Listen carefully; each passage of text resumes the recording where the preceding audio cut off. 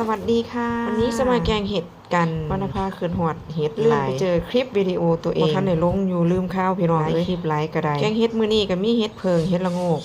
เห็ดตะไคร้เห็ดกอแดงก็มีค่ะรวมกันไปตั้งหม้อขึ้นก็ใส่เครื่องปรุงเข้าไปตามใจชอบแกงแบบเล่าๆบ้านเฮานี่ล่ะจ้าชูรสปลาแดกปลาร้าเติมลงไปเดือดแล้วก็เทเห็ดลงไปแล้วบัดที่นี่วรรณภาก็ลืมใส่ตะไคร้ก็เลยมาใส่ที่หลังแล้วก็ย่างไปหาใบมะขามมาใส่อีกค่ะพี่น้องใครมักใส่ก็ใส่ใครบ่มักก็บ่ต้องใส่ค่ะปิดฝาหม้อไว้ให้มันเดือดแล้วก็เปิดเบิ่งพอสุกได้ที่แล้วเฮาก็ทิ่มผักอีตูหรือว่าผักขาใส่ก็ได้ด้วยจ้ะเพิ่มความหอ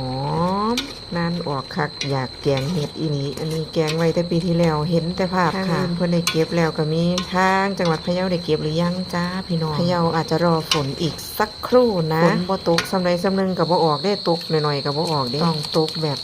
ชุ่มชื้นมันจังสิออกค่ะพี่น้องเว้าแล้วก็โอ้ยเป็นตาสดค่ะอีนี้ค่ะปีนี้จังไดก็เจอกันเหมือนเดิมนะคะ